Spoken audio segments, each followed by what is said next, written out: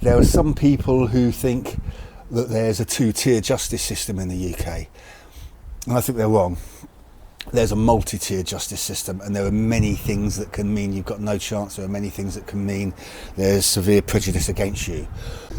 Let's have a look at the law when it comes to defending yourself against violent attack in the UK. Quite a complex matter. Not going to try to get into the explicit legal details of it, but it's a good idea to have an understanding of some of the principles, and it might keep you out of trouble. Who knows?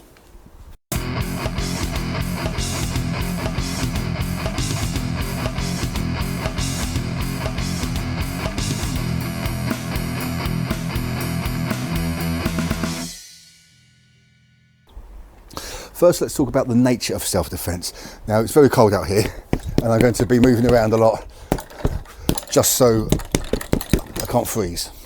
But I'll try not to let it get in the way of what I'm talking about. The nature of self-defense versus the way people to refer to it. People talk about learning self-defense, and they talk about self-defense as though it's something slightly different to fighting, and it's really not. Some people think that if you take special self-defense classes, you'll learn things that boxers and martial artists don't learn, and you'll learn special techniques, little things you can press and touch that make you safer against somebody who's much bigger than you. One of the greatest lies told in martial arts circles, and I heard it when I was younger, and you'll hear it today. Learn to defend yourself against bigger and heavier opponents, not unless they're unfit and incapable for some reason or another. Generally, the bigger person, if they've got an idea of how to act physically in combat, they're going to win, they're going to do better. This is not a strict rule, but I've heard it said by people that if somebody's 1.5 times as strong as you, you might do okay, even if they're fairly competent. If somebody's twice as strong as you, forget about it. You don't have a chance. There's always the odd chance that you just do something at the right moment and get the better of them, but it's very, very unlikely. Just going to put a timer on at this stage. I've got a few points to cover. If it gets too long, over 15 minutes, then I might make a second part of this video instead. We'll see. Self-defense is a term in law. This is something, I don't want to seem to be a plagiarist, so let me mention that this is something that an online video maker, Ramsey Dewey, talks about a lot, and he's got a good point. He doesn't like to talk about self-defense in martial arts because what you're doing is really just fighting, and self-defense is what you want it to be categorised as in law for it to be acceptable and for it to not be illegal. And he's perfectly correct, although I still don't mind talking about using certain techniques that might be more suitable in self-defense. But I feel a bit funny doing it now because I know that it doesn't really make sense. You are just fighting. A lot of the time, let's get this out of the way. You get videos online that talk about self-defense, and a lot of it's complete rubbish, and you can also pay a lot of money to go along and learn what they call self-defense from people. Sometimes these courses can be associated with local authorities, and just because something's involved with a police force doesn't mean that it's legitimate, useful or beneficial to anyone. And if you've watched a few of my videos on this sort of subject, you'll know that I don't necessarily think that if the police are doing something that's being done well or for the right reasons, it's a box ticking exercise. We have provided self-defense training for women in the community. Everything's okay, we've done our job, gold star. And really what you might have done is sent a lot of women out there with a completely false idea of what they can do, what they're capable of if somebody is being violent towards them. A classic one is keys, and a lot of people think if you've got some keys on you, right, first thing, grab your keys, try to rake them in the eyes, hit them in the eyes with it. You might get lucky, but you probably won't. You're not probably going to do anything to seriously stop them being offensive towards you, and you might just make them angrier. But what's definitely the case is you'd have been better off trying to get your distance from them in some way or another, because it's not going to disable them. It's very unlikely. Another one is, and there are so many women who think this, I've worked with women, I've had women who are friends who think that if they say it and they're confident and they think it's funny. If a man attacks me, I'll just kick him in the balls. Well, not that easy anymore, is it? it's not very easy to do that. You might not get them in the right place. Women believe it's some sort of secret some women believe it's some kind of secret weapon, and as long as you do that, you're safe. Well, don't go out walking around at night thinking that's going to protect you, because it's not going to. And you've really got a good chance of infuriating somebody. Now, if somebody's attacking you anyway, they're already a scumbag, they're a criminal, they probably have really nasty intent. Perhaps, though, they just wanted to take your phone. And if they just want your phone and you kick them in the balls, then you might be putting yourself in more danger. Either way, you turn and you get out of there. There was one girl I worked with, and she was under 5'2", under 5 foot tall. She might have been more like 4'6", and she thought, that's it, no problem, just kick them in the balls. And I tried to persuade her. You couldn't do it. And I knew another girl who was part of my group of friends, and we were in a pub once, and she actually said to us, mostly men we were with, one other girl there, she said that she thought she could beat any man in the pub, no problem. And she meant it, she absolutely meant it. And there wouldn't be a chance. She was very small. She was barely in her 20s. So this is just where there's a lot of bad information about self-defense out there. I've had some self-defense training, I've had some martial arts training, that's it, I'm safe. Not that simple at all, really not that simple. And some of the most well-trained combatants in the world would find that there are some really nasty people out there, some people out there who are very sinister, who are aggressive in ways that you cannot imagine. And that's why they're criminals, and they will be a danger to you. But hopefully you're not going to encounter people like that. This is just talking about self-defense, the way people think about self-defense, and the reality where it's just a legal term. It just means fighting and what you can do legally to get away with protecting yourself. It's a different matter with weapons, I already touched on that. Perhaps a more complex matter, you can't carry anything with the intention of protecting yourself. You can't carry a toothpick if you plan to use it to defend yourself. Of course, if the police find you with a toothpick, and if for some bizarre reason you say, this is a weapon I'm carrying, they'll probably laugh at you, and it's not really a problem. But the principle counts.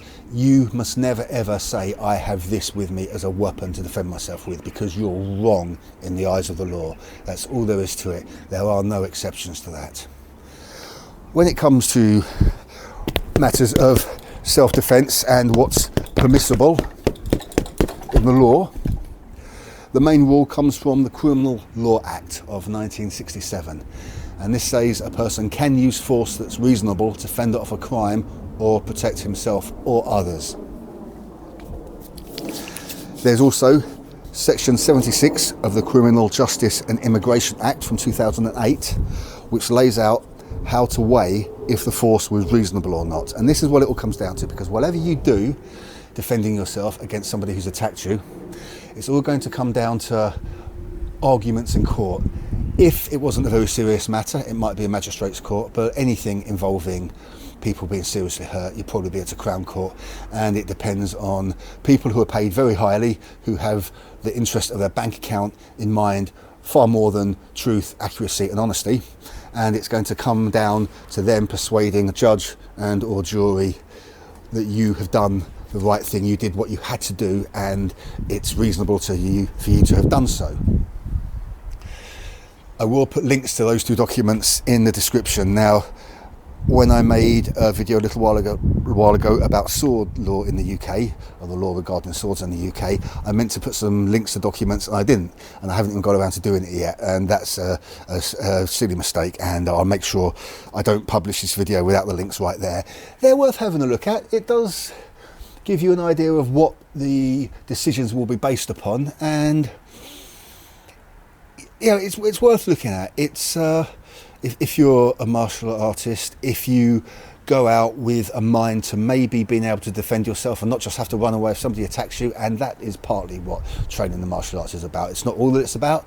I'm sure some people train in martial arts without any inkling that they might one day have to use it. Certainly that they had better, because some people train in martial arts and receive certification, perhaps even black belts, when they've never been involved in any kind of anything like violence where somebody's resisting what they're doing to them in the slightest bit. And that's partly why you get a lot of misconceptions out there about what's possible, what's safe to do, and what will help you and what won't. Right, let's see. 7 minutes in, I should be able to cover most of it. The danger has to be immediate. You have to think at this moment in time, and that's important. You have to think. It has to be your impression of what's happening, that you're about to be injured or somebody else is about to be injured, and you must not think that somebody's going to do something. You must make it clear that you think that at least, and you can't have any kind of a grudge. You can't say, or you'd be in trouble if you said, well, he attacked me 3 months ago and I thought I'd get him back for it. Of course, obvious to anyone, you're in trouble if you try to do that. So you have to think the danger's immediate. It's going to happen to me right now, and it can't just be a suspicion. There has to be some evidence before you. And of course, it's very unlikely these days that you're going to be in any kind of a violent situation without somebody filming it. It can happen. Perhaps the most likely time is if you are involved in something in traffic, because then there's fewer people walking around with phones and you might be on roads, so you're not in a town centre where there's cameras and things like that. I had a situation like that quite a few years ago now. It's or 7 years ago or something like that, and somebody was acting like a maniac in their car, and they pulled their car in front of me. I stopped the car. One of the things I did as they approached was look around thinking, is there a camera filming this? Because you can get in a hell of a lot of trouble. It turned out that it wasn't necessary. Actually, I had somebody else there with me, and they came out of the car and I said, just stand back and film this on your phone. And almost immediately these other 2 people turned around.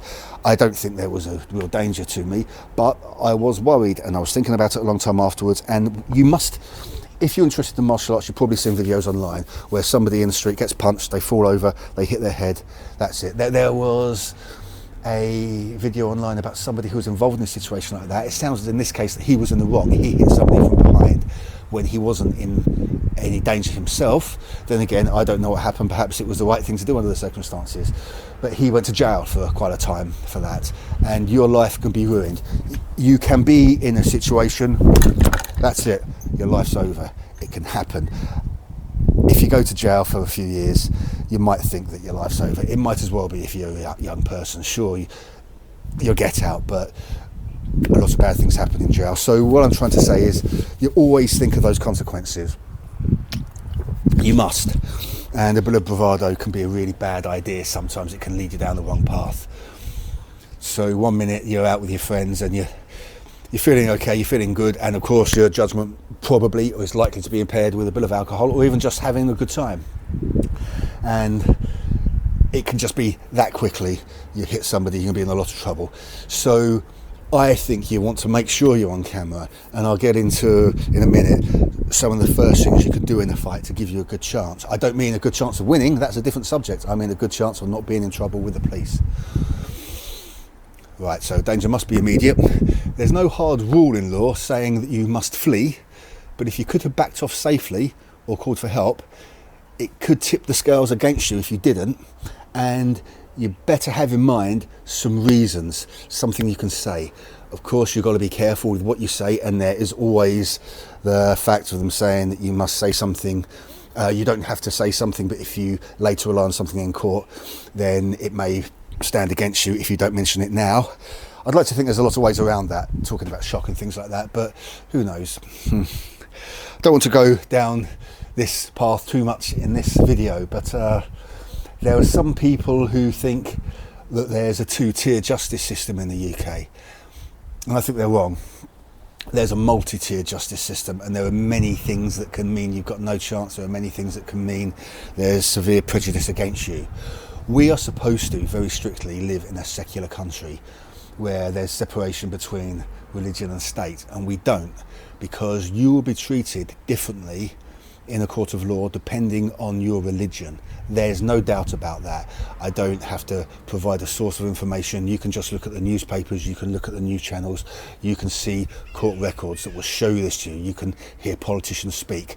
People will be treated differently in a British court of law based on their religion. You better always have things like that in mind, because you don't want to go to jail, you don't want to get in a lot of trouble. I don't want to. When I had this encounter a few years ago now, I think it was more like 6 years ago, it was at the start of COVID trouble, so yeah, that's about right, I think. I really just didn't feel I wanted to. I was larger than this person, no reason to believe. I mean, they were saying some very bizarre things about killing police officers and things like that.